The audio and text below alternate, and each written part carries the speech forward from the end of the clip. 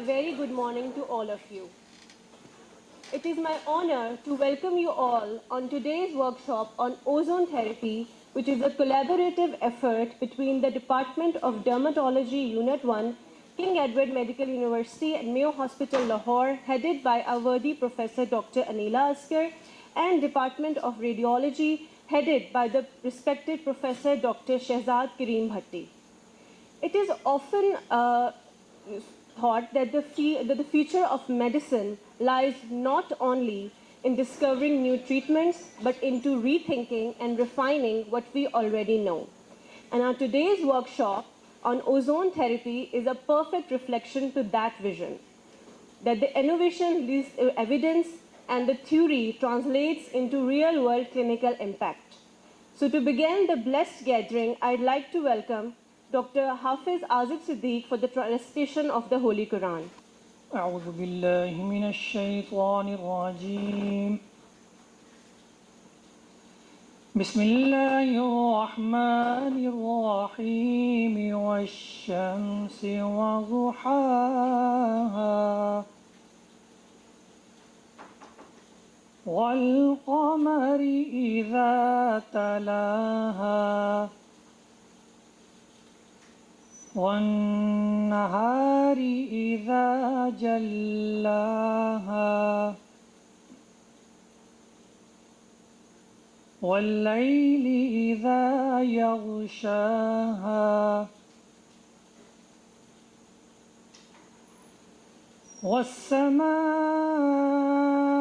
وما بناها والأرض وما طحاها ونفس وما سواها فألهمها فجورها وتقواها زكاها كذبت ثمود بطغواها إذ انبعث أشقاها فقال لهم رسول الله ناقة الله وسقياها فكذبوه فعقروها فدمدم عليهم ربهم بذنبهم فسواها ولا يخاف عقباها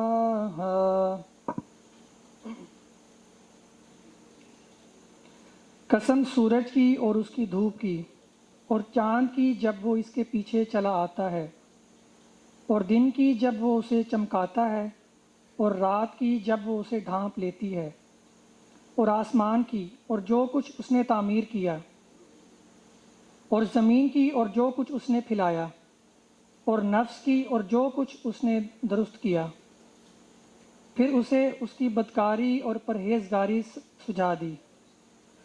बेशक वो कामयाब हुआ जिसने उसे संवारा और वो नामुराद हुआ जिसने उसे खाक में मिलाया। समूद ने अपनी सरकशी में झुटला दिया जब इनका बड़ा बदबख्त उठ खड़ा हुआ। फिर अल्लाह के रसूल ने उन्हें ऊँटनी और उसे पानी पिलाने के मुतालिक कहा, मगर उन्होंने उसे झुटला दिया। फिर उसकी कोंचें काट डालीं। फिर उनके रब ने उनके गुनाह के सबब उन्हें उलट मारा और उन्हें मुलिया मीट कर दिया, और वो उनके अंजाम से डरता नहीं था। सदक़ल्लाहुल अज़ीम। We are truly privileged to have the respected distinguished personalities as our guest of honor, our Chief Executive Officer, Professor Dr. Shoaib Nabi, Professor Dr. Tahir Jameel Sahab, and Professor Muhammad Dr. Azam Bukhari Sahab. A name synonymous with the excellence in dermatology, whose vast experience and contribution to the field continues to inspire new dermatologists. To commence our today's session, I'd like to invite Dr. Rutaba Kiran, Senior Registrar, Department of Dermatology, Unit 1, to present the welcome note. Bismillahirrahmanirrahim. Assalamu alaikum. and a warm welcome to all our respected guests, esteemed faculty, and our enthusiastic colleagues. We are honored to host this pioneering workshop on ozone therapy in dermatology, meticulously organized by Professor Anila Aswal Madam, and of course, the team Department of Dermatology, Unit 1. Join us as we explore the cutting-edge advancements and the practical applications of ozone therapy in dermatology. This is your chance to engage with the leading experts, enhance your skill set, and be a part of shaping the future of dermatological treatments. Gratitude to Professor Shehzad Karim Bhatti sir for leading this initiative. Wishing you all enriching discussions and fruitful collaborations. Thank you. Thank you, Madam Mutaba. Now it's my great honor to introduce and invite distinguished leader, mentor, and exceptional clinician, Professor Dr. Shehzad Karim Bhatti, head of the Department of Radiology, King Edward Medical University, Mayo Hospital, Lahore. He is not only known for his outstanding leadership and dedication to advancing radiological sciences, but also for his remarkable contribution in the field of pain management via ozone therapy. Under his guidance and the integration of the interventional radiology and novel therapies like ozone has flourished in our institution. Please welcome Dr. Shehzad Karim Bhatti to deliver his lecture on ozone therapy. Yes, Assalamu alaikum. Thank you very much and most welcome all our distinguished guests to our Surgical Tower Radiology Department. Lecture शुरू करने से पहले मैं एक दो बातें आप लोगों से करना चाहूँगा. प्रेजेंटेशन बेसिकली जो हम काम करते हैं उसके मुतालिक है. Will be sharing what we do, क्योंकि ओजोन के मुतालिक बहुत सारी मिथ्स हैं, बहुत सारे लोग इसके बारे में जानते हैं और ये भी मुमकिन है कि बहुत सारे लोगों ने इसका नाम भी ना सुना हो कि क्या चीज़ है. But it is an amazing thing. हम इसको मैजिक कहते हैं, इसको हम जादू कहते हैं, हम इसको जादू कहते हैं. And we'll be sharing that magic with you today. So this is not a new thing, this is the world over. सारी दुनिया में प्रेजेंटेशन की होती हैं. करने वाली बात यह है कि चंद दिन पहले मेरी मैडम से मुलाकात हुई in just a casual meeting, और उन्होंने कहा कि जी आप, मैंने उनको ओजोन के मतलब बताया, कुछ अपने केसेस दिखाए, and she was interested and कि हम एक वर्कशॉप कराते हैं. मेरा ख्याल यही था कि ये वर्कशॉप ऐसे कैसे हो सकती है जब कोई ओजोन का नाम भी नहीं जानता. But I must admire the vision of your head of department, जिनको ये अंदाज़ा था कि this is such an interesting thing that so many people would be interested. I would like कि आप उनके लिए क्लैप करें ज़बरदस्त किस्म. मुझे नहीं समझ आई उस वक्त, because this thing is known for pain. We have done sciatica, जो डिस्क स्लिप के पेशेंट्स हैं, we have done more than 100,000 patients of sciatica in Pakistan for without surgery, 5 minutes of treatment, and that's the patient, the pain is gone. More than 8,000 cases we have done here in Mayo Hospital. They come from every part, literally from every part of the world. But then regarding this ozone and dermatology, yes, we are doing cases. I've done certification from Nevada, USA, and my fellowship is in ozone therapy, is from Carson City, Nevada, USA. So we'll be sharing few things. More of them are images, practical work done, ताकि लोगों को अंदाज़ा हो कि काम करना कैसे.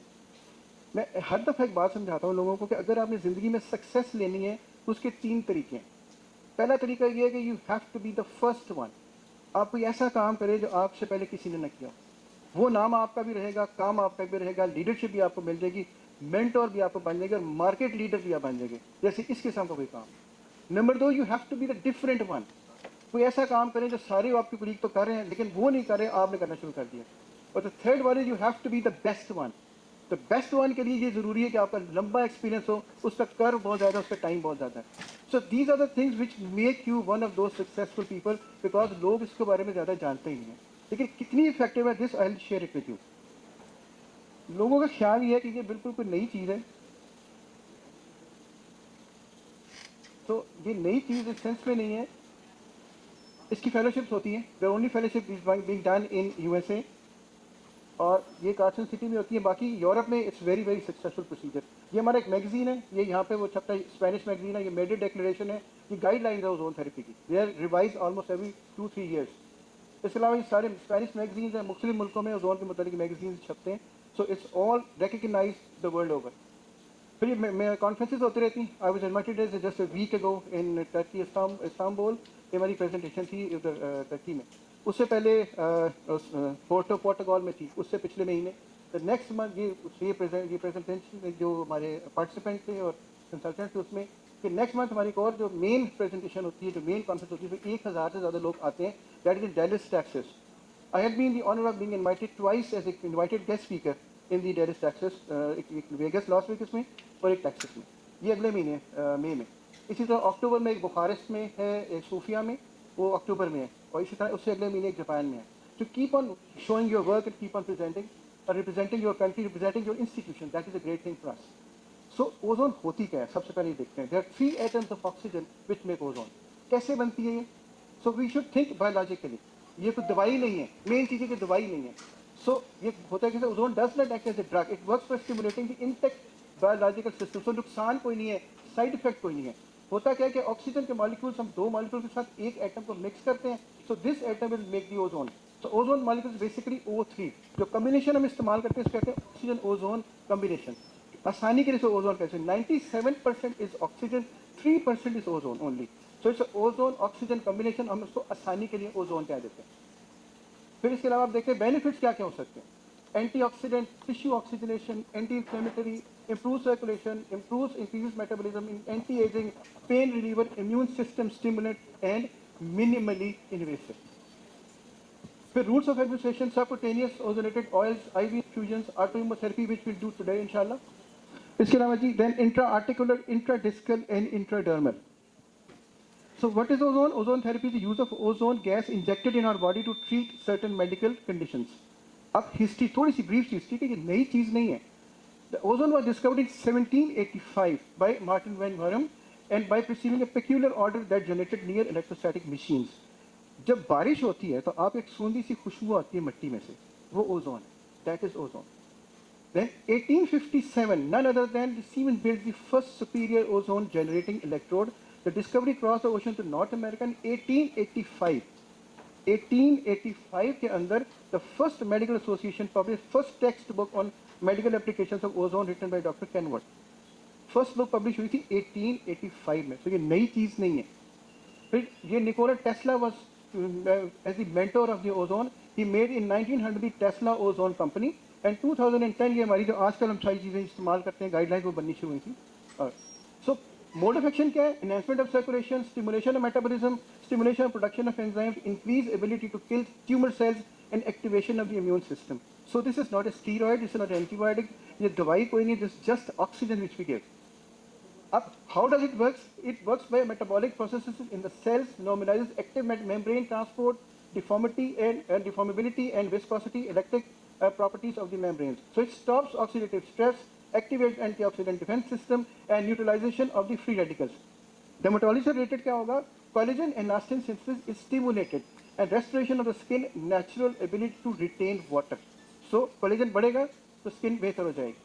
हम कैसे देते हैं पेन के लिए? इंट्राआर्टिकुलर, इंट्राडिस्कल, इंट्रामस्कुलर, सबक्यूटेनियस और इवन आईवी भी हम इसको दे सकते हैं फिर सर्टेन केसेस। ये जनरेट होता है। ओजोन प्रोड्यूस कैसे होती है? ये ओजोन जनरेटर है। ये इसके अंदर से अब इस एक साइड में हमने इसकी ऑक्सीजन लगाई होती है, ये इसके अंदर से ये ओजोन बन रही है सारी। ये खुद ही प्रेशर से बनती है, ये भी हम आपको दिखाएंगे कैसे बनती है, इस्तेमाल कैसे करते हैं। इसके साथ हम मोस्टली 27 गेज नीडल इस्तेमाल करते हैं, बिल्कुल छोटी सी नीडल होती है। This is now ready to use, that's it. So subcutaneous और इंट्राक्यूटेनियस एंड इंट्रामस्कुलर इंजेक्शन हम इसमें लगाते हैं पेन के लिए। फिर हम इंट्राआर्टिकुलर इंजेक्शन लगाते हैं पेन के लिए। We have done lot of cases अल्हम्दुलिल्लाह। मैंने बताया सिर्फ इंट्राडिस्कल ओजोन हमने तकरीबन 1 लाख से ज़्यादा पाकिस्तान में किए हैं, द लार्जेस्ट डेटा। और कौन सी की मैं दिखाता हूँ अभी आपको, वो क्या करते हैं। ये बैक पेन के लिए किए हैं, ये सारे बैकिक्स के लिए। अब इवन जो ऑस्टियोआर्थराइटिस के पेशेंट्स हैं, लुक एट द ऑस्टियोआर्थराइटिस, ये ग्रेड 4 ऑस्टियोआर्थराइटिस है। When you give few sessions, ये जो स्पेस खत्म हो गई थी मीडियल साइड पे, they started creating again. So it is regenerating the जो डिस्क है, रीजनरेटिंग जो कार्टिलेज है, it is regenerating the cartilage. ये देखिए ये बनी शुरू हो गई। इसके अलावा फाइब्रोमियाल्जिया, यहाँ पे शायद ही कोई ऐसी खातून हो जिनको फाइब्रोमियाल्जिया नहीं है, पीछे कमर में दर्दें नहीं होती, थकावट नहीं रहती, सुस्ती नहीं रहती, सारा कुछ करते हैं। वी ट्रीट इट जी, ख़वातीन को ज़्यादा होती है। I treat 95%। और आपके जितने ये सोशल मीडिया के टीवी के एंकर्स हैं, ये सारी में से अक्सरियत हमारी पेशेंट्स हैं। They always come with stress, with pain, back pain. और इस फाइब्रोमियाल्जिया की सबसे बड़ी मुसीबत ये है कि ना ये किसी सीटी में आता है, ना अल्ट्रासाउंड में आता है, ना स्ट्रेस में आता है। और होता क्या, खातून क्यों आती है? उसे घर वाले कहते हैं ड्रामे करती है, इन्हें कुछ भी नहीं, सारे डॉक्टरों ने चेक कराया, इन्हें कुछ भी नहीं, but she has a pain, we treat it. वही मैं आपको बताता हूँ कैसे ट्रीट करते हैं।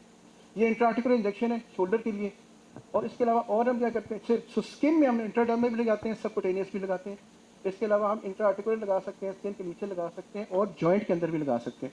So it can stimulate your strengthen your immune system, kills bacteria and viruses, detoxifies your body, reduces inflammation, anti ageing, increase energy and even kill cancer cells. We treat cancer patient with this as well. ये उसको adjuvant treatment है। अब ये practical कुछ चीज़ें देखें, हमारे पास patients आते हैं डिस्क के प्रॉब्लम के लिए। हमारे जितने बाकी दोस्त लगाते हैं वो पेन किलर लगाते हैं, ट्रांसफॉर्मर इंजेक्शन लगाएंगे या फिर ड्यूरस लगाएंगे। No, we are treating the cause of pain. वो कैसे होगा? ये प्रैक्टिकल कैसे, हमने ये म्योस्टार की केसेस सारी जो मैं आपको दिखा रहा हूँ। ये इंट्राडिस्कल प्रोसीजर ये हम डिस्क के अंदर लगाते हैं। As being international radiologist we have access to all the modalities, we have the experience of doing the intradiscal procedure, so we use it here. अब ये देखें प्रैक्टिकली कैसे है। ये MRI है, you can see this disc. 2 sessions किए, ये disc यहाँ पे आ गई and after 3rd session the patient is absolutely fine doing all the normal work.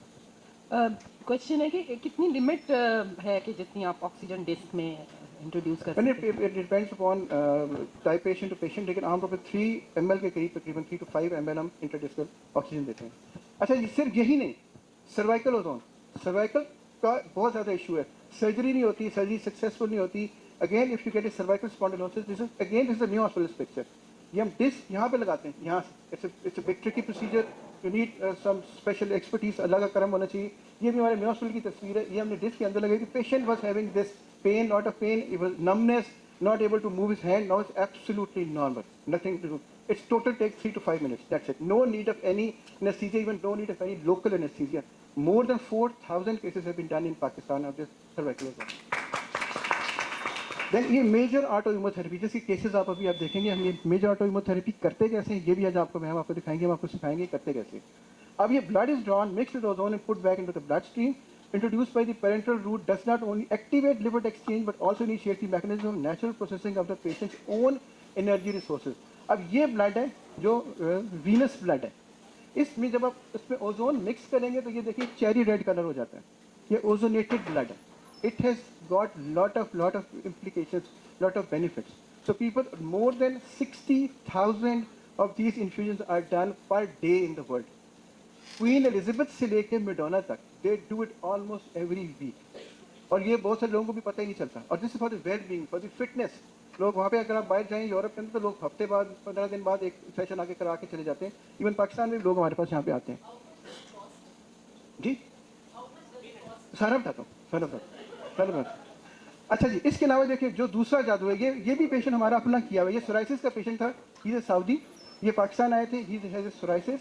ये इसके बाद हमने इसकी सिर्फ ओजोन थेरेपी की, साथ में ऑटो इम्यूनोथेरेपी की। Look at the result. ये एक सोराइसिस का पेशेंट हमारा आजकल भी अंडर में है, यहाँ पे हो रहा है। वो पेशेंट अगर आप देखेंगे तो आपको खुद ही अंदाजा हो जाएगा कि उसको क्या है। ये उसी पेशेंट की दूसरी पिक्चर है। इसकी उसको इतने इश्यूज थे कि वो जहाँ पे बैठता था उसके स्केल्स गिरने शुरू हो जाते थे, उसका बेड भर जाता था। एंड नाउ अब ये देखें, ये पहले 2 केसेस सिर्फ ऑटो इम्यूनोथेरेपी की, ब्लड निकाला, ओजोन मिक्स की, वापस लगा दिया। इसकी सिर्फ एक सेशन हमने एग्जोसोम्स का किया था। उसके बाद लुक एट हिम नाउ। ये पहले बैक थी, ये अब है।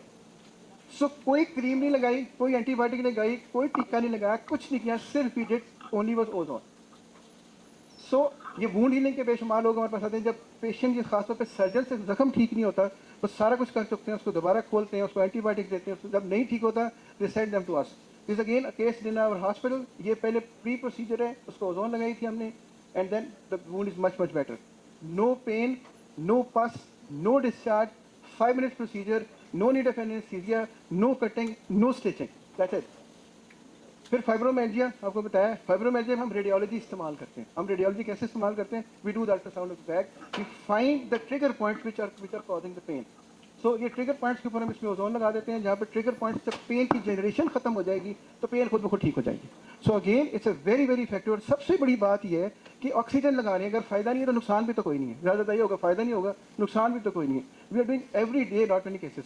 फिर पोस्ट हेपेटिक न्यूरल्जिया, इस पे असर इसका जादू की तरह से। आजकल हम आपके डिपार्टमेंट के एक पेशेंट कर रहे हैं, उससे अगर आप पूछें तो वो कहेगी चंद दिनों के लिए तो मेरी पेन, क्योंकि उसको एक्टिव रीजन से मेरी पेन ऐसे खत्म हो गई जैसे पेन थी नहीं।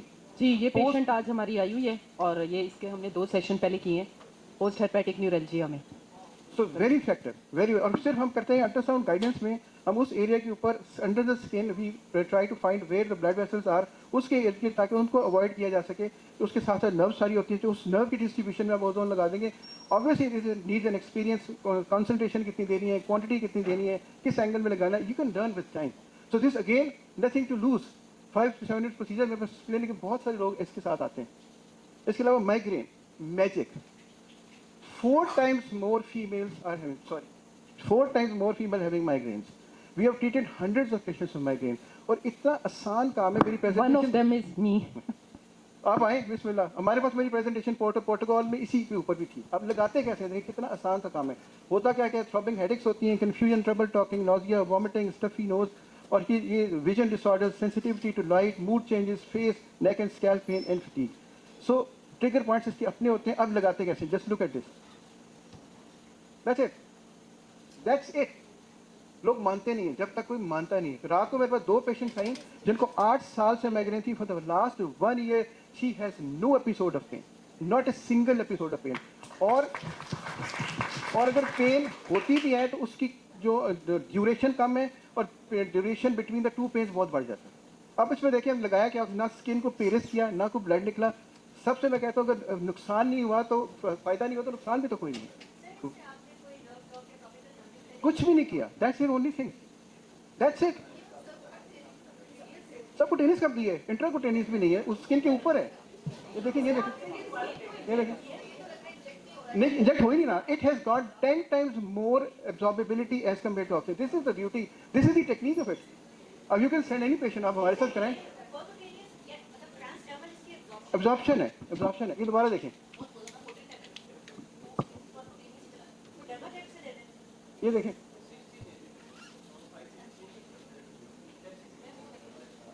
मेरी 2 छोटी बहनें अमेरिका में होती हैं, उनको मैंने खुद उनको लगाई है। नो देयर खुद पे माने चले फिर बात करने दी जरूर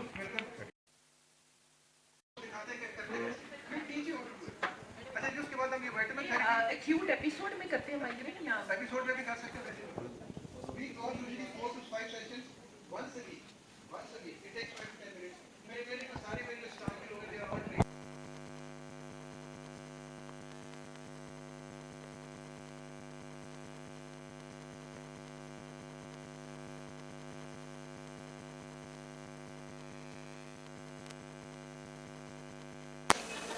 अच्छा जी, इसके बाद हाँ, this is more related to you people. ये अब आप लोगों के लिए, हम ये करते नहीं है, this is all for you. ये चीजें देखी थी मैडम ने, इसके बाद कहा कि हम why not to share it with you. This just basically sharing, it's basically information आपके लिए।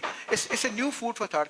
हमारी प्रैक्टिस, हमारा काम उस वक्त चलेगा जब हम आउट ऑफ द बॉक्स सोचेंगे। जब सारे बंदे एक ही काम कर रहे हैं तो उसका काम कैसे चलेगा। मैं यहाँ पे क्यों खड़ा हूँ, मैं तो रेडियोलॉजी वाला बंदा हूँ, मैं क्यों खड़ा हूँ, आप मुझे क्यों सुन रहे हैं, because I have started thinking out of the box. ये कोई ऐसा काम करो जो बाकी लोग नहीं करते, ये आप लोगों के लिए, this for you. So ozone is a unique agent preserving and restoring the natural beauty and health. Ozone therapy does not mask defects of the skin but normalizes its natural functions and stimulates own work. Even बहुत सारे sessions चाहिए, लेकिन हम इसके लिए ये liposuction का भी इस्तेमाल कर सकते हैं। ये सारी फैट डिजॉल्व हो जाती है, खासतौर पे ये जो हमारी डबल चिन्स होती है ठीक हो जाती है, क्योंकि कोलेजन सिंथेसिस होगा, स्किन टाइट होगी तो वो सारा कुछ ठीक होना शुरू हो जाएगा। सो काम कैसे करती है, improvement of the micro circulation, oxygenation, intensification of the lymph drainage, energy supply of the cells with proper trophism. So cosmetic effects कैसे होते हैं, it's dual action from the outside and from the inside that lead to the normalization of the trophism. It increases oxygen, increases moistening, protection, exchange, and restoration of the skin. It helps to achieve general cleaning, sanation, tonation, and only a temporary cosmetic effect. I've done certification from Las Vegas in cosmetic ozone. लेकिन हम इसको practice नहीं करते, हमारा pen वाला काम अल्हम्दुलिल्लाह काफ़ी ज़्यादा है। So फिर इसके बाद ये इसकी सारी इंडिकेशंस हैं। अब ये सिर्फ कुछ बीच में से ये देखेंगे, हेयर के लिए, फ्रेकल्स के लिए, एलर्जी के लिए। Let's show you the cases. So ozone therapy is used in form of local ozone injections, extradermal, subcutaneous. The depth of the number of injections depends on the size of the inflammatory element. One treatment consists of usually 5 to 6 sessions. 5 से 6 session होते हैं, mostly once a week. Then और हम क्या कर सकते हैं इसलिए, skin starts fading after 35 years. So rejuvenance courses of the skin ozone therapy in the form of subcutaneous injections in the places of wrinkles, जो खासतौर पे ये क्रो फीट होते हैं उनके लिए, जब उस पर लगाते हैं तो ये सारे बेहतर होना शुरू हो जाते हैं। And this is how again, दोबारा देखिए करते कैसे हैं। स्किन में जिस तरह PRP लगाते हैं ना, अंदर टीके लगा के, ये नहीं लगानी। और ये मैं आपको प्रैक्टिकल केसेस दिखाऊंगा भी जो हमने किए हुए हैं, कोई नेट से उतारे हुए नहीं है, मुलाजमा ही कर रही है। देखिए how does it comes to stimulation of the protein synthesis including its own collagen elastin. अब ये देखें, ये तो किसी गोरी की तस्वीर है, इसको छोड़ें, ये नेट से उतारी हुई तस्वीर है, लेकिन चूंकि इसकी चीजें ठीक थी, ironing of fine sprinkles, increase in the skin trigger, decrease in face pastosity, improvement of face colour, appearance of glow, और क्या चाहिए, decrease in the skin dryness, disappearance of skin constriction, sensation of the after washing. अब ये देखें, ये patient हमारे पास एक बहुत बड़ा यहाँ पे ब्यूटी पार्लर है, वेरी वेल नोन, उनकी मैनेजर है। ये मुझे कहती थी कि सर मैं अपने घर से मेकअप के बगैर निकल नहीं सकती क्योंकि मेरी ये हालत है, मैं घर से सब्जी लेने भी जाती हूँ तो पूरा मेकअप करके आती हूँ। We did just 3 sessions, look at her. ये मेरे हाथ का किया हुआ है, ये मेरे हाथ का किया है। वो है भी साथ वो रंग रूंग करने होने, and then we use it for, वो भी दिखाता हूँ। सो ये देखिए, ये इसके साथ, लुक एट हर्स, ये डिफरेंट वे। हमारे डॉक्टर साहब है, उनकी बेगम थी, बोला जी मेरे यहाँ से निशान नहीं जाते, दिस इज 3-4 सेशंस। और वो लगानी कैसे है, ना टीका लगा, ना सुई चुभी, ना ब्लड निकला, ना दर्द हुई। ये और पेशेंट्स हैं जिनमें you can see the difference, ये स्किन में यहाँ पे सारे थी चेंजेस थी। सो होता कैसे, it infiltrates the softening, decreases in swelling, decreases in exudation, decrease in hyperaemia and decreases in painfulness. फिर हमारे पास अब पेशेंट्स आते हैं जिनको हेयर ट्रांसप्लांट किए जाते हैं, उसमें ऑक्सीजन अगर आप सप्लाई कर दें एंड उस जगह के ऊपर जहाँ पे हेयर ट्रांसप्लांट किया है, again that is very very effective. So we are giving oxygen only on those areas where you have given the patches. Even हम यहाँ पे जब लगाते हैं आप स्कैल्प हेयर के लिए, उसमें अगर PRP में अगर आप ओजोन मिक्स कर लें, उसका भी असर जादू की तरह है। और अगर आप PRP, ओजोन और एक्सोसोम्स मिक्स कर लें तो उसका मजीद असर बढ़ जाता है। So we are doing this as well. अब in the last is the how the way forward. अब आगे क्या करना चाहिए हमें, आगे हम कर क्या रहे हैं, what we are doing. Look at this. So we are doing exosomes and ozone. So mixing exosomes, ozone and PRP. अब उसमें क्या कुछ हो सकता है, so basically it's a part of regenerative medicine. हम लोगों ने यहाँ पे American board of regenerative medicine का अमेरिकन बोर्ड होता है, and then there is post graduate diploma in regenerative medicine, we have done both, ताकि रिजेनरेटिव मेडिसिन का भी आपको पता हो कि इसमें हमने क्या करना है। So it regenerative medicine is the branch of medicine that develops methods to grow, repair and replace damaged or diseased cells. So regenerative medicine includes the generation and use of therapeutic exosomes, stem cells, along with the tissue engineering. So ये exosomes हम use करते हैं, these are small extracellular vesicles, ये आप सारे जानते होंगे। अब किस किस जगह पे हम use कर रहे हैं इन सबको, हम करते हैं जी स्पाइनल कॉर्ड में, जो पेशेंट्स होते हैं हमारे पास, पेशेंट्स आते हैं जो स्ट्रोक के पेशेंट्स होते हैं उनके लिए। फिर ये ऑस्टियोआर्थराइटिस में तो बहुत मरीज किए हैं, सारी दुनिया से लोग आते हैं, क्योंकि ये प्रोसीजर अगर दुबई में कराया जाए, यूरोप में कराया जाए तो it's very very expensive, $5,000 to $15,000 पर सेशन उनका होता है। यहाँ पे उससे बहुत बहुत सस्ता हो जाता है, पर रिजल्ट्स आर इक्वली गुड। सारी दुनिया से लोग आते हैं कराने के लिए, 1-2 सेशंस होते हैं, it's very effective for osteoarthritis. मेरे पास नी के पेशेंट्स बहुत सारे लोग आते हैं, फिर हम स्पाइन में करते हैं और कॉर्ड में करते हैं, बाकी जगहों पर भी इट्स वेरी इफेक्टिव। ये इसका अगला काम। फिर रीनल पैरेन्काइमल डिजीज, जिन लोगों को रीनल फेलियर हो रहा है, अगर उनको एक्सोसोम्स साथ लगाने शुरू कर दें, ये भी बहुत ज़्यादा प्रूवन स्टडीज़ नहीं है, बल्कि जितना हम लोग यहाँ पे काम कर सकते हैं, पेपर के लोगों के जो रिजल्ट्स हैं वो बेहतर, RFTs बेहतर होना शुरू हो जाते हैं। फिर लिवर पैरेन्काइमल डिजीज में तो हम लगाते हैं, हेपेटाइटिस C के जो पेशेंट्स आते हैं उनमें तो रूटीन में लगाते हैं, उनका जो वायरल लोड है वो एकदम कम हो जाता है, because it is anti viral properties as well. It's not a treatment of hepatitis C, क्योंकि वायरल लोड कम हो जाएगा तो उसको ट्रीट करना आसान हो जाता है। So many patients come for the autoimmunotherapy for this. And then autism में ओजोन काफ़ी यूज़ होती है, हम इसको पर रेक्टल देते हैं, इसका खास एक तरीके कार है, इसको रेक्टल इंसफलेशन कहते हैं। So along with the other treatment of the autism, this is if you add this is also very effective, क्योंकि ऑटिज्म का कोई एक ट्रीटमेंट है ही नहीं है, उसके लिए मुख्तलिफ प्रोसीजर्स किए जाते हैं। हमें इसमें सबसे ज़्यादा तसल्ली ये रहती है कि this is again a safe procedure, you are just giving oxygen, nothing else, उसका नुकसान भी कोई नहीं। और फिर इनफर्टिलिटी के लिए exosomes and ozone in male infertility के लिए बहुत यूज होता है। मेरी अभी जो प्रेजेंटेशन थी इस्तांबुल में, that was on this erectile dysfunction के ऊपर थी। So we receive patients from all over the world for this problem as well. So we use different, हमारे चूँकि हमारी radiology, we do the ultrasounds, we do the procedures, वही ultrasound guided procedures होते हैं इसके लिए। सो ये लेटेस्ट प्रोसीजर्स को पी शॉट कहते हैं, ये करते हैं फॉर इरेक्टाइल डिसफंक्शन के लिए, and we use the procedures, we made it P shot, plus हम इसमें अल्ट्रासाउंड भी ऐड कर दिए, इसके अंदर हमने ओजोन भी ऐड कर दिए। अगेन वेरी इफेक्टिव, क्योंकि कलर डॉप्लर में आपको सारी वेसल्स नजर आ जाएगी, मस्कुलर डिटेल नजर आ जाएगी, any problem with the muscle नजर आ जाएगा, and again it is very safe. So we do lot of patients of this as well, and इसमें भी हम सबकुटेनियस ओजोन लगाते हैं। एंड फिर मेल इनफर्टिलिटी के अलावा जो फीमेल इनफर्टिलिटी है उसमें भी अगर आप इसको लगाएं तो खास तौर के ऊपर जो ओवेरियन फेलियर के पेशेंट्स हैं, if you give them exosomes and the ozone mix together, आपको ट्रांसवेजाइनली लगाएं, इट्स वेरी इफेक्टिव। अगेन ये प्रूवन नहीं है, Again, this is being done whole of the Europe, in Dubai, even in Pakistan. So there is no harm in doing these things which cause ovarian regeneration. Basically, it's all regenerative medicine. So in the end, there are more than 100 benefits of ozone. It's literally like a magic. So मकसद आपको सिर्फ आज बताने का ये था कि ये आप इसके बारे में ज़रा सोचें, गौर करें. You people keep buying that. So why not to get an idea that might help you? और इसका मुझे तसल्ली सबसे ज़्यादा बड़ी ये रहती है कि इसका अगर आप किसी को फ़ायदा नहीं पहुँचा रहे, नुकसान भी नहीं पहुँचा रहे. हम कोई ऐसा काम नहीं कर रहे जिससे पेशेंट को कोई नुकसान हो सकता हो. और अभी तक जितना मैंने देखा है, लिटरली स्पीकिंग माई सेल्फ, ये सबका इसका फ़ायदा भी है. हमारे स्पाइन के पेशेंट हैं, मैं गोल्फ खेलता हूँ सुबह, आप गोल्फ में जब आप हिट लगाते हो 360 डिग्री बंदा घूमता है. I have done so many patients of golfers जो पूरी की हमने उनके प्रोसीजर किए हैं, and they are playing almost अल्हम्दुलिल्लाह every day without any pain. So, चूँकि I am doing lot of pain work, so I do more interested in doing the pain things. So this is for you. Again, I am so grateful and thankful to the madam जिनकी ये vision थी कि अगर आप ये ऐसी चीज़ करें तो लोगों को इसका फ़ायदा होगा और they may get some idea out of it कि अब इसका क्या करना चाहिए. So thank you very much.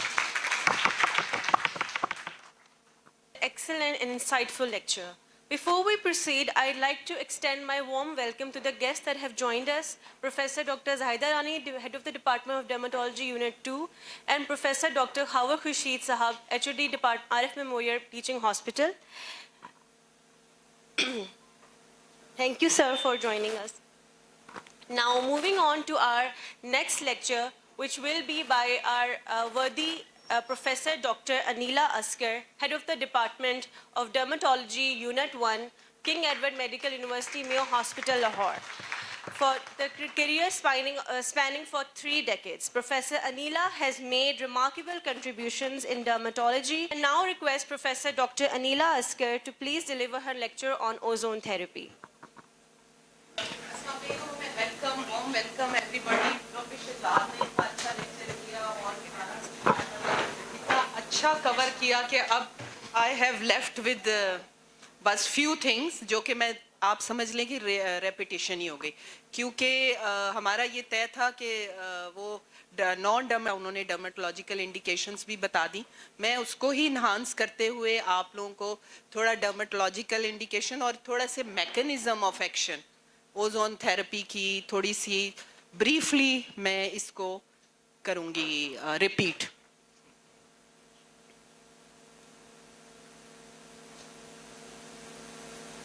It is safe, hypoallergenic, non-invasive, minimal invasive भी आप कह सकते हैं.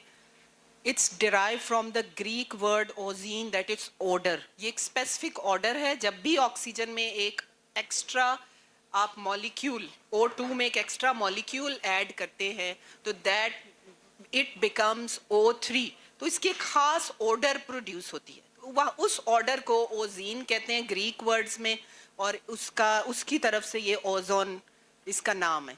ठीक है, ये मशीन है, अभी आपको दिखाएंगे भी. यस, थोड़ा सा ये मैकेनिज्म ऑफ एक्शन ज़रा मैं डिटेल में जाना चाहूँगी ताकि आप लोग डर्मेटोलॉजिकल इंडिकेशंस को ज़्यादा अच्छे तरीके से समझ सकें. So these are circulatory stimulus. सबसे पहले टिश्यू ऑक्सीजनेशन को इम्प्रूव करेगा. जैसे ही टिश्यू ऑक्सीजनेशन इम्प्रूव होंगी, आपको पता है कि स्किन का ग्लो, स्किन की हर चीज़ इम्प्रूव होगी. एंटी इन्फ्लामेटरी इफेक्ट्स हैं.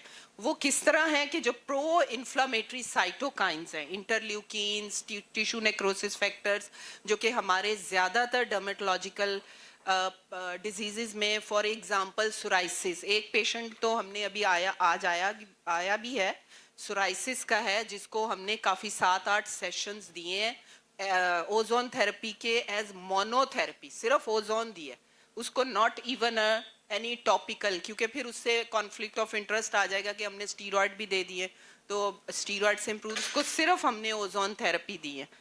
ठीक है, तो वो भी हम देखेंगे. उसकी वजह क्या है कि प्रो इन्फ्लामेटरी साइटोकाइंस को कम करती है. ये सारे प्रूवन इफेक्ट्स हैं. High density lipoproteins, they have an important role in the inflammation. इनको they increase. Ozone therapy, O3 increase the level of high density lipoprotein and it decreases the level of C-reactive protein, which is the main hallmark of the inflammatory process. C-reactive protein is a protein which is produced by the liver. जब भी कोई body में infection है, inflammation है, you know the C reactive protein is raised. So the ozone therapy also decreases this C-reacting protein. Blood vessel formation, जैसे कि मैंने पहले कहा है, angiogenesis, blood formation, recruit the lymphocytes. जो भी आपके lymphocytes हैं, they play an important role in inflammation. उनको recruit करता है, जाओ भी तुम जाके ये काम करो. जैसे मैंने ये workshop arrange कराई, तो मैंने सबको recruit किया कि आपने ये काम करना है, तो आपने ये काम करना है. Yes, अब ये बायोकेमिकल इफेक्ट्स भी हैं इसके. इसमें ये देखें डबल बॉन्ड कंपाउंड्स हैं. For example arachidonic acid. इससे क्या बनता है? एनीवन नोज एरिकडोनिक एसिड का आगे क्या फंक्शन है? It's a double carbon bond. Bonds हैं इसमें. What other yes anybody? Arachidonic acid एक प्रोटीन है. इससे आगे क्या बनता है? इन्फ्लामेशन में क्या बनता है? थोड़ा अपने बैकग्राउंड पे पार्ट 1 के क्वेश्चंस पे जाएं. Prostaglandins, leukotrienes. जो प्रोस्टाग्लैंडिन्स और ल्यूकोट्राइन्स का इस आगे खेल है इन्फ्लामेशन में. तो ये एरिकडोनिक एसिड पे एक्ट करेगा और उसको रिड्यूस करेगा, उसको डीएक्टिवेट करेगा, जिसकी वजह से प्रोस्टाग्लैंडिन एंड ल्यूकोट्राइन. अच्छा, जैसे अब इन्होंने बताया कि जी लाइपोसक्शन वगैरह में, उसमें लिपिड पर ऑक्सीडेशन, जब भी जैसे ही लिपिड की पर ऑक्सीडेशन होगी लाइपोलिटिक इफेक्ट होगा. इस वजह से ये डबल चेन, वो भी हम आपको बताएंगे कि डर्मेटोलॉजिकल यूजेस क्या है. डबल चेन आपकी लाइपोसक्शन, जो आपका बेली फैट है, अनवांटेड फैट है. इसके अलावा cellulite, the plastic surgeons and the dermatologist are aware of the cellulite, जो कि बहुत ज़्यादा आप कह लें कि it's a very stubborn fat to go. उसमें जाके भी ये लिपिड पर ऑक्सीडेशन करेगा. So one important thing is that NRF2, this is erythroid neutrophilic factor 2. This is also a very important factor which acts in inflammatory process. It is a protein which is located inside each cell. कोई भी cell है आपका body में, उसमें ये erythrocyte neutrophilic factor 2. इसने क्या करना है? It activates as antioxidant enzymes like superoxide dismutase and catalase. These two enzymes are very important for having antioxidative effects. और आपको पता है कि जी ऑक्सीडेशन स्ट्रेस क्या चीज़ है? वो फ्री रेडिकल्स व्हेन एवर आपकी बॉडी में जाएंगे, वो नेक्रोसिस और वो सारा एजिंग प्रोसेस में they play an important role in the aging process. So this factor की एक्टिवेशन करती है आपकी ओजोन थेरेपी. अच्छा, एक और इफेक्ट ये पिछला था कि जीन्स में जो ऑक्सीडेटिव जीन्स हैं, मतलब जेनेटिकली भी जाके ऑक्सीडेटिव जीन को भी इफेक्ट करती, जो आपके ऑक्सीडेटिव एंजाइम्स प्रोड्यूस करेंगे. अच्छा, सिस्टेमिक इफेक्ट्स भी हैं इनके ब्लड सेल्स में.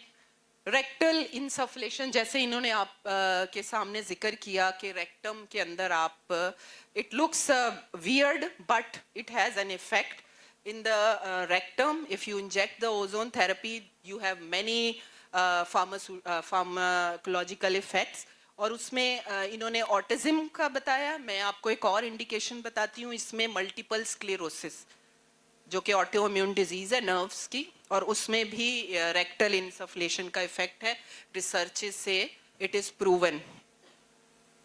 इन severe cases of SARS COVID two में भी ये प्रोटेक्टिव एक्शन था. कोविड में भी ये प्रोसीजर यूज किया गया.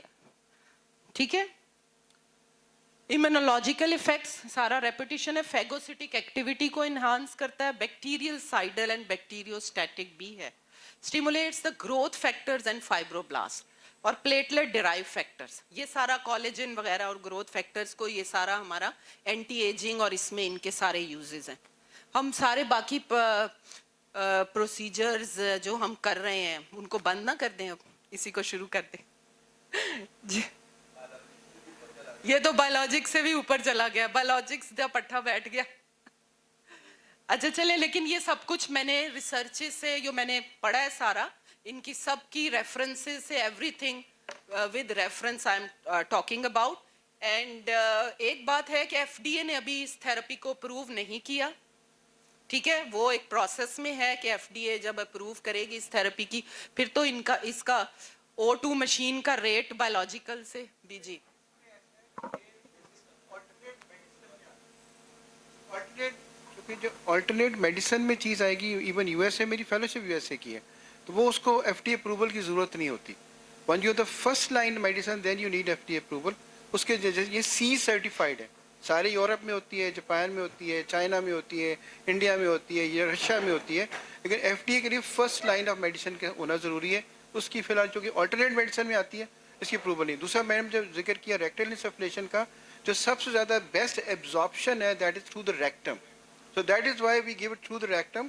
और इसकी जो बेस्ट एब्जॉर्प्शन है, it's a very painless procedure, takes few minutes and very very effective.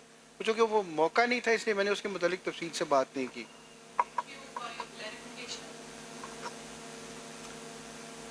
Okay, platelet derived factors and all these factors. Now, wound healing, very very important। आपको पता है कि chronic wounds हमारा dermatologist का दर्द sir बना हुआ।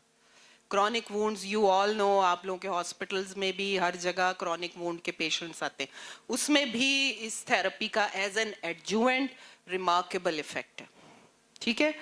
और इस पे हम एक स्टडी शुरू कर रहे हैं वुंड हीलिंग पे, और ये इंशाल्लाह ताला भी उम्मीद है कि अच्छे रिजल्ट्स मिलेंगे। Granulation tissue formation, epithelialisation, pain oedema reduce करेगा, टिश्यू कंट्रैक्शन जो कि वुंड हीलिंग में वेरी इंपॉर्टेंट है, उसको भी ये ये शहजाद साहब ने बताई है, मैं आपको सिर्फ रिपीट जल्दी से करूंगी। किन किन फॉर्म में आप ओजोन थेरेपी को यूज कर सकते हैं।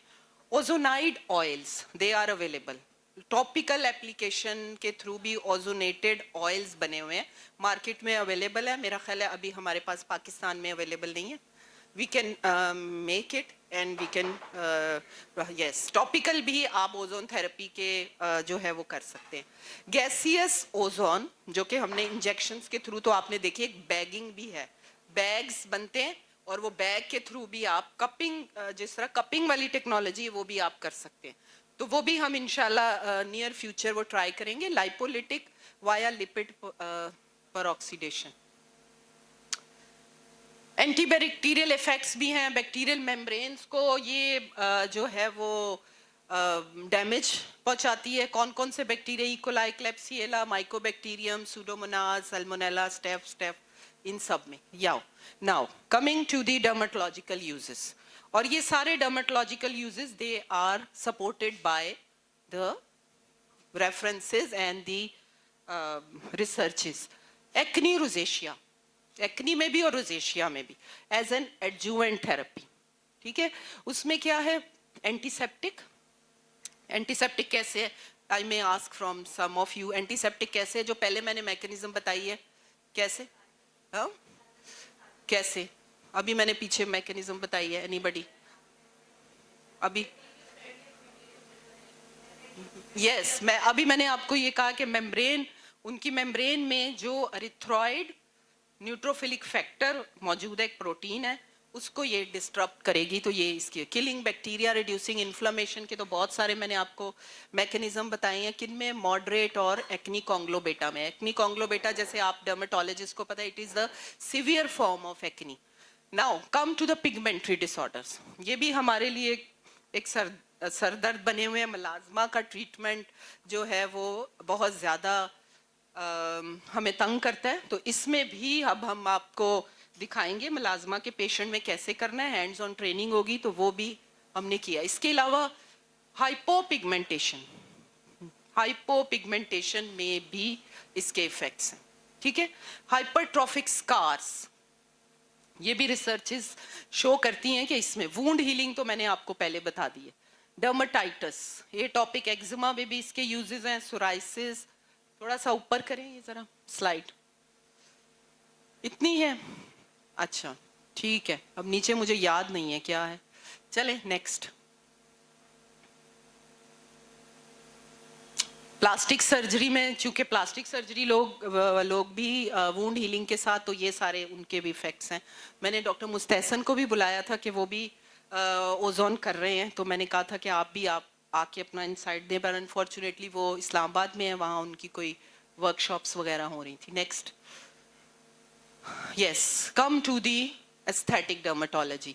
एंटी एजिंग, रिजुविनेशन, ये सब कुछ दोबारा आपको बताने की जरूरत नहीं है. Cellulite and localise fat, subcutaneous उसमें एप्लीकेशन है, उसमें सुपरफिशियल नहीं है जैसे आपको अभी दिखाई गई है.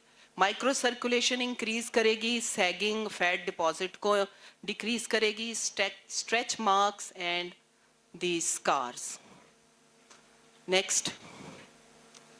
मेथड्स भी मैंने बता दिए, topical, injection, systemic, auto hemotherapy भी आपको दिखाएंगे अभी. ये आ जाएंगे सिस्टेमिक में, रेक्टल इंसफलेशन. नेक्स्ट. ये कुछ एस्थेटिक मेडिसिन्स के पिक्चर्स हैं before and after. Next. Next. Yes, ये थोड़ी सी आपको की कंसिडरेशन देखनी होगी इस थेरेपी में. टोटल डोज कैसे कैलकुलेट करते हैं? माइक्रोग्राम पर ml. ठीक है, माइक्रोग्राम पर ml मल्टीप्लाई बाय वॉल्यूम, ये तरीकाकार है, अभी आपको बताएंगे भी प्रैक्टिकली कैसे करना है. Safety threshold, therapeutic application aim to stay within the capacity of the antioxidant system, avoiding excessive high concentration को आपने अवॉइड करना है. ठीक है, हाई कंसंट्रेशन में कभी कभी प्रॉब्लम हो सकती है. वार्निंग्स क्या है? It is not recommended for patient with G6PD deficiency, active bleeding disorders, ये सारे आप लोग देख लें. ड्यूरिंग प्रेगनेंसी, ये सारी इसकी कॉन्ट्राइंडिकेशंस हैं. Administration is never to be inhaled directly, never to be inhaled directly. ठीक है, ये डेंजरस हो सकता है आपके लिए. तो ये सारी चीज़ें हैं. तो thank you very much. And if you have any question, my self and doctor Shehzad is ready to answer your question. Thank you very much. Highly appreciate you. और देखिए उन्होंने एक तो आप लोगों ने जो ट्राई नहीं करना वो ये सर्वाइकल वाले को नहीं करना, क्योंकि बहुत ऐसा सोच रहे हैं. दूसरा उन्होंने वैसे कहा कि this treatment is as good as homeopathy, कि अगर नुकसान नहीं है तो फायदा नहीं है तो नुकसान नहीं है. तो इससे पहले कि ये चीजें एस्टेब्लिश हो जाए, you must learn this technology. क्योंकि शुरू में ऐसे लग रहा होता है कि वैल्यूलेस है, लेकिन बाद में जिस तरह आपके एस्थेटिक्स के काम देख रहे हैं कि अचानक उन्होंने किस तरह पूछ पकड़ा है, वो कहाँ पहुँच गया, हो सकता है इसकी फर्दर इंडिकेशन भी आपके सामने आ जाए जिस तरह रिसर्च होती रहेगी. तो इंशाल्लाह वर्कशॉप पे सब लोग पार्टिसिपेट कीजिएगा और सर से रिक्वेस्ट भी करेंगे कि आपको हैंड्स ऑन भी करें. हमारे सबके जगत भाई होते जैसे. अगर चला था तो माइंड नहीं करें तो जो आपने वर्कशॉप की सारी हमने इंडिकेशन भी की है, हैंड्स ऑन प्रोसीजर भी होगा. What would be the potential hazard of the procedure? Like ये सुपर ऑक्सीजन है, आई वुड से कि एक सुपर ऑक्सीजन फॉर्म है, तो क्या इन्फ्लेमेबल है? क्या इसमें कोई हैजर्ड हो सकता है?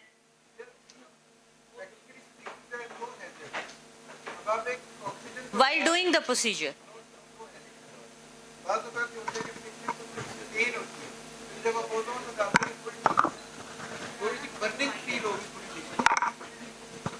देयर इज ए पॉसिबिलिटी कि जब आप ओजोन इंट्राकुटेनियस या सबकुटेनियस लगाते हैं तो थोड़ी सी चंद सेकंड्स के लिए बर्निंग सी होती है. इसके अलावा there are no hazards. We have done hundreds of patients, hundreds of thousands of patient अल्हम्दुलिल्लाह विद नो साइड इफेक्ट. सिर्फ साइड इफेक्ट सबसे बड़ा ये होता है कि जितना एक्सपेक्टेशन होती है बाज़ औक़ात वो रिजल्ट नहीं मिलता. That's it. There is a concept of hyperbaric oxygen chamber जिसमें ओजोन यूज होती है. अभी भी इस दफ़ा भी मेरी एक दो दफ़ा जगह पे बात हुई. There are so many people who are asking for this hyperbaric oxygen chamber, but there quite expensive. तो पाकिस्तान में भी उनका इतना स्कोप नहीं है, but yes they are being done. उसके अंदर चैम्बर के अंदर वो पेशेंट को बिठा देते हैं, वो सारी जनरलाइज उसको ऑक्सीजन मिल जाती है. Overall this is very effective. Directly inhale नहीं करना because it is very dangerous for the alveoli. तो इसको डायरेक्ट इनहेल नहीं कर सकते. ब्लड के अंदर एक ओजोन मिक्स कर दी, वो तो गैस है, वो तो एयर एम्बुलिज्म बना सकती है. But basically our blood is hungry for oxygen, so we are giving oxygen. So that is why आपको मैंने दिखाया था कि वो चेरी रेड कलर हो जाता है. Each hemoglobin it gets the oxygen, it get ozonated. फिर दूसरी अलावा हमारे पास मुल्क से बाहर हम इंशाल्लाह बड़ी जल्दी पेश कर देंगे जो ओजोनेटेड ऑयल्स हैं, ओजोनेटेड शैम्पूज़ हैं, ओजोनेटेड क्रीम्स हैं। यानी रात को अगर आप एक कतरा उसका लगा के रख दें, हमने ओजोनेटेड ऑयल्स बनाते हैं हम, उसका फ़ायदा ये होता है कि ऑलिव ऑयल के साथ बनता है, वो स्टे करता है। जब वो स्टे करेगा उससे उसके इफेक्ट्स बहुत अच्छे हैं। फिर वूंड हीलिंग के लिए we are producing ozonated water. आप ओजोनेटेड वाटर के साथ एक दफ़ा उस जख्म को साफ़ कर दें, उसमें होते ही उसके बाद उसकी बैक्टीरिया की ग्रोथ ही ख़त्म हो जाती है। फिर बैगिंग से मुराद ये होती है कि हम लोग एक जैसे समझे कि शॉपर चढ़ा देते हैं, बैग से आसान अल्फाज में, उसके जख्म के इर्द गिर्द उसको सील कर देते, उसके अंदर ओजोन चंद मिनट के लिए रहती है। So that ozone which stays inside that bag, it causes an antiseptic effect. Ozone is the best antiseptic till known. Ozone का basically इस्तेमाल शुरू हुआ था World War II में, जब एंटीबायोटिक्स खत्म हो गई थी, चीज़ें खत्म हो गई थी। The soldiers used to use this ozone as bagging agent. मेरे पास बेशुमार सर्जन्स के पेशेंट्स आते हैं जिनको वो इस बात से बाज़ों का तंग आ जाता है कि इसको हम सारा कुछ कर चुके हैं, उनके वो जो वुंड हील नहीं कर रहा होता, बाज़ औक़ात उसके अंदर से ऊजिंग शुरू हो जाती है, बाज़ औक़ात उसके अंदर से जो सिस्ट बन जाती है। सो वी ट्रीट, हमें तसल्ली ये होती है, हमें फ़ायदा being a radiologist, interventional radiologist, ये हम नीडल डालते हुए डरते नहीं हैं। So number 2, being a radiology people, we do it under always under guidance.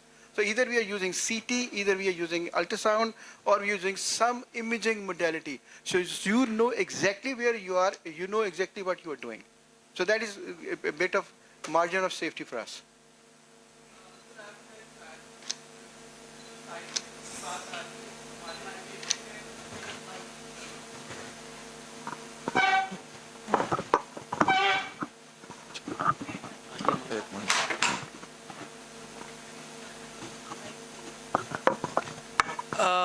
I would like to add something here regarding the side effects.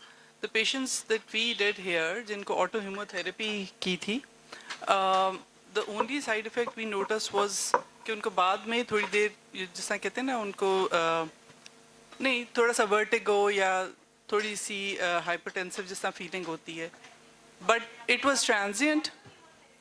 Ji autohemotherapy उसका ये effect था.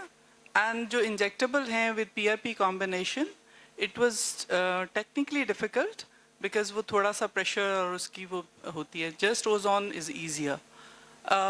एक और साइड इफ़ेक्ट जो मेंशन्ड है जिस पे बात होती है ये कि आपको बहुत ज़्यादा सेप्टिक कंडीशंस यूज़ करनी पड़ती हैं फॉर ऑटोहीमोथेरेपी क्योंकि इन्फेक्शन का चांसेस होता है. So it you just can't do it कि बस आए और विदाउट एनी ग्लव्स और स्टेराइल कंडीशंस आप यूज़ करें. सो वो एक चांस ऑफ इन्फेक्शन जो होता है वो इसका एक साइड इफ़ेक्ट हो सकता है.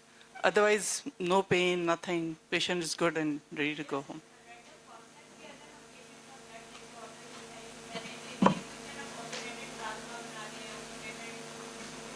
ओजोनेटेड ये RBCs जो होते हैं ना ये इम्बाइब करते हैं हीमोग्लोबिन ऑक्सीजन को ज़्यादा, ऑक्सी हीमोग्लोबिन बनता है.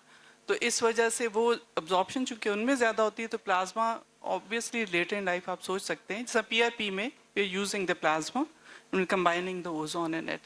सो दैट हेल्प्स. बहुत ज़्यादा नहीं होती इसके लिए क्योंकि कॉन्सेंट्रेशन ऑफ ओजोन काफ़ी ज़्यादा है कंपेयर टू जितना हमें PRP चाहिए होता है.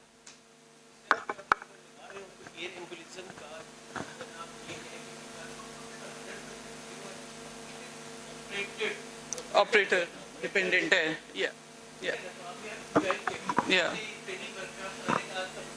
हाँ यू जस्ट गो सीख लें थोड़ा सा ताकि आपको थोड़ा सा आइडिया हो जाए क्योंकि air embolism is very deadly condition.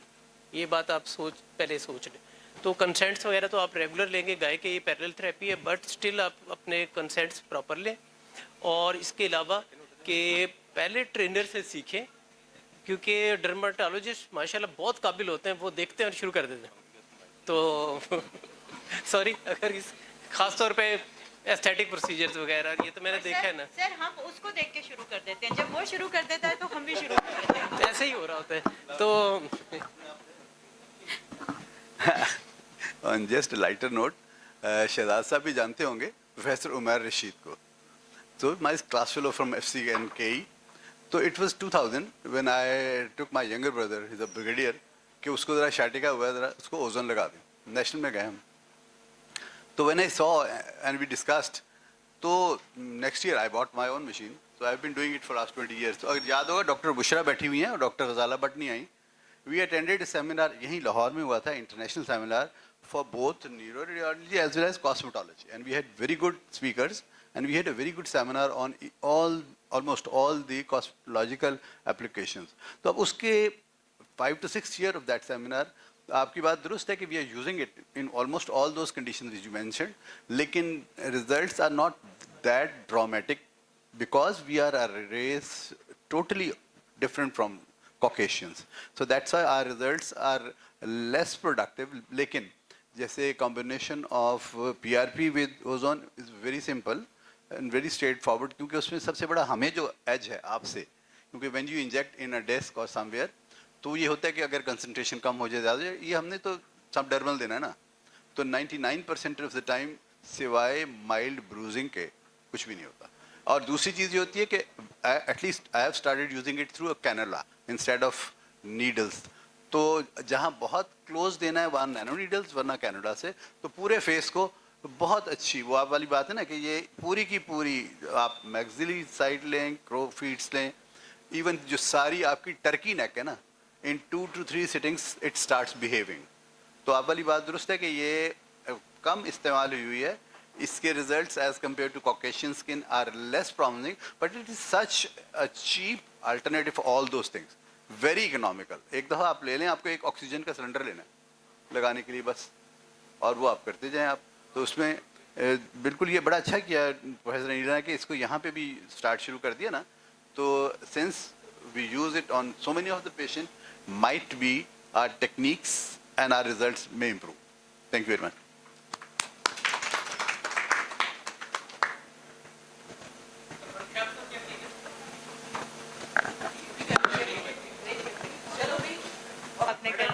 Give some ozone through a tea break. मेरा एक सवाल है डॉक्टर मैडम से, आपने बड़ी अच्छी प्रेजेंटेशन दी और रिगार्डिंग डर्मेटोलॉजी आपने बहुत अच्छा. भट्टी साहब ने मुझे अभी बताया था लेक्चर में कि 2 to 3 ml उनकी ओजोन मैक्सिमम डोज है. आपकी डोज आप जो पेशेंट्स को अपने डर्मेटोलॉजी के देते हैं, एक्सटेंसिव पेशेंट्स भी आते हैं क्रॉनिक, उसकी डोज कितनी है? अभी हमने खुद स्टार्ट नहीं की, हमने एक स्पाइसिस का पेशेंट और सर के पास सर कुछ ऐड कर. मैंने अभी जो पहले एक बात की ना कि whenever you have to inject into cavities or into any of the tissue like muscles for fibromyalgia, 2 to 3 ml is more than enough, because otherwise its own pressure will lead to side effects, necrosis, pain, and at times even embolism. On the contrary, when we are doing it in subdermal or subcutaneous tissue, and especially if we are using cannula so that we don't puncture the dose does not matter. Even 10 cc's given at one time in neck is good enough. So in dermatology, we have a liberty of doing it expertise. And we should have some expertise, then it does not matter anything. Because we have to avoid only blood vessels in case of subcutaneous areas. That's You mean cannula? You mean granulas? नहीं जी, cannula जो होता है ना, वो ब्रांडला can also be used, लेकिन हम ये करते हैं जो हमारे पास कैनुला होते हैं ना ब्लाइंड एंड के साथ, उसके साइड पे आई होती है, तो वो पंक्चर नहीं करता जाते हो ना, वो हर साइज में वो आधे ml से लेके तो 10 सेंटीमीटर तक का भी मिल जाता है, तो that works wonders. Thank you. Madam से मैंने डिस्कस किया है कि आप शाहिद साहब के साथ बैठ के और सारे सीनियर फैकल्टी के साथ बैठ के इसकी कोई गाइडलाइंस बना के, तो उसकी वजह ये होगा कि फिर एक यूनिफॉर्मिटी भी रहेगी, और कोई खुदा न खास्ता कोई केस खराब होता है तो हर बंदा या मीडिया में चला जाता है या केस कमीशन में चला जाता है. तो आपकी गाइडलाइन बिल्कुल एस्टेब्लिश हो ना, क्योंकि अगर आप पब्लिक सेक्टर में बैठ के पैरेलल मेडिसिन की प्रैक्टिस तो नहीं करते, ठीक है ना, तो you have to be very careful, ठीक है ना. इसकी अगर गाइडलाइन प्रोफेसर आप नजरात बड़े सीनियर बैठे हुए हैं, एक गाइडलाइन बना लें कि we can safely use this thing under controlled circumstance.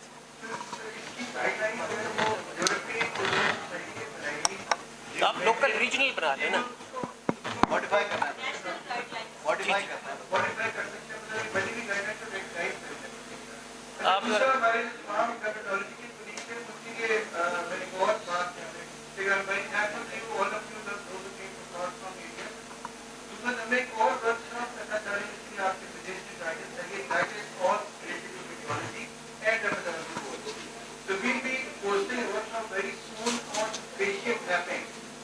जब लोग जो बोटॉक्स लगाते हैं या फिलर्स लगाते हैं, we can teach you to take an ultrasound what is the void, कौन सा वेसल आपने void कैसे करना है, we can teach you from vessel to trace कैसे करें, कौन सा vessel void कैसे करें, we can tell you how many layers की किस layer पे आपको फिलर लगाना है. आप लोगों ने आप नहीं करना पड़ेगा, we can guide you step by step. Guideline में मैडम तो गाइडलाइन वरना पता है इसको एक्सपेक्ट शुरू कर देंगे कि क्वालिफाइड डॉक्टर आप अपने डोमेन में ले लें. Very good workshop going to be conducted. बिल्कुल नया concept introduce हुआ है. Just a word of caution, पिछले 15 साल से जो जैसे डॉक्टर शोएब नबी भी बात कर रहे हैं, एक सर्ज आया है डर्मेटोलॉजी में, एस्थेटिक्स में, and you just see the procedure and you start doing it. Professor Tahiruddin ने very rightly told us that माशाल्लाह इसका experience है. Year 2000 से आप year 2000 से कर रहे हैं. We have seen through the years that a new technology is introduced, a great hype is created around that technology. वो जी बस 2 sessions, 3 sessions, 1 session. So we should be cautious here. We should start learning new things and training our students as well. But we should be cautious about the results of that technology. Same here with ozone therapy. कोई मैंने ये बात की थी ना कि guideline बना लेना, पहले आप नेशनल गाइडलाइन बना लें. इससे ये होगा कि आपकी सेफ्टी भी हो जाएगी, और क्योंकि आजकल टेम्परामेंट लोगों का बड़ा थोड़ा है. छोटी सी बात होती है ना, तो मैं तो यहाँ सारा दिन इतनी शिकायतें सुनता हूँ ना कि बड़ी मामूली, ठीक है ना. We are sure कि डर्मेटोलॉजी की कोई भी नहीं आती. डर्मेटोलॉजी वाले पूरा काम कर देखिए मेरी बात सुने, डर्मेटोलॉजी इज देखिए it is in my heart, ठीक है ना.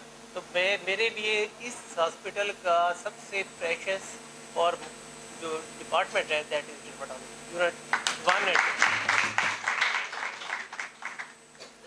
ये होता यही है, इट्स अ रूटीन कि व्हेनेवर अ न्यू थेरेपी और न्यू मोडालिटी और new medicine comes, there is a hype, but gradually it comes to after that plateau or honeymoon period comes to the only localized thing. Bukhari sahab will bear me out when it was Dapsone introduced, for example, it was given for every Tom, Dick and Harry. So gradually now it is localized to just 2 or 3 or 4 things. So this is going to happen with exosomes. बल्कि जो इस वक्त experts on exosome committees है ना American में भी, उन्होंने तो अनाउंस कर दिया कि its further life is not more than 2 years, because then you will see more than 60% failure where the highest possible concentration of exosome. So that will be. We should know. मैं इसीलिए बता रहा हूँ कि आप थोड़ा टाइम है तो पढ़ने का वक्त मिलता है. उनकी एसोसिएशन ने कहा है कि इसकी इतनी हाइप ना लेके जाएं. 2 साल के बाद आप उनसे जूते खाएंगे जिनको आप आज कह रहे हैं कितने सारे. तो इसलिए ना take it in good way कि आप उसको यूज करें. It's a new thing. Hype इतनी क्रिएट ना कर दें या लोग को ये ना कर दें यूज करें, उसको अपने साथ मॉडिफाई करें. और यही बात है कि जैसे नबी शोएब ने कहा कि collective wisdom is always good, और मिल के आप एक उसकी एक्सपीरियंस बना लें. फिर भी प्रॉब्लम्स आ सकती हैं लेकिन you are on the same. और प्रोफेसर शोएब नबी की बात एक बनाने के लिए भी ना आपको एक्सपीरियंस ये ट्रेडिशनल चीज़ें होती हैं. ये भी एक चीज़ ना हो गई जब ये अभी बात हो रही थी, जब भी नहीं की जाती है, जैसे डायमंड लेजर है, और हर चीज़ का ट्रीटमेंट अलग लेजर अब बायोलॉजिक है, ठीक है. ये ट्रेडिशनल चीज़ें हैं जो उसके साथ साथ ऑलरेडी जो एग्जिस्टिंग आपके पास उनके साथ ये भी ऐड कर. Time and again we have seen कि जो ओल्ड इज गोल्ड वाला कि आप कितनी चीजें ले आते हो और एंड में आपको लगता है कि मीथोट्रेक्सेट ही सबसे अच्छी है, वो ठीक कर रही है भाई. शहजाद मिर्जा ने बिल्कुल ठीक कहा ना कि ये सारी की सारी अल्टरनेटिव मेडिसिन या अल्टरनेटिव थेरेपीज में आती है. और अभी भी जो सर आपकी बात भी है कि विदाउट सर्टिफिकेशन, लेकिन ऑफ लेबल यूजेस बहुत है. Not only with the doctor, practicing nurses also using it. बात में है कि always describe it openly in the compound consent. It is not recognized by FDA as first line. Hypothetic option therapy बहुत पुराना concept है.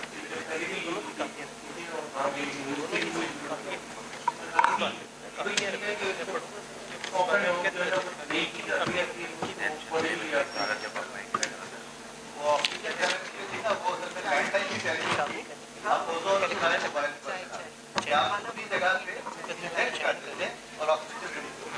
चलो बे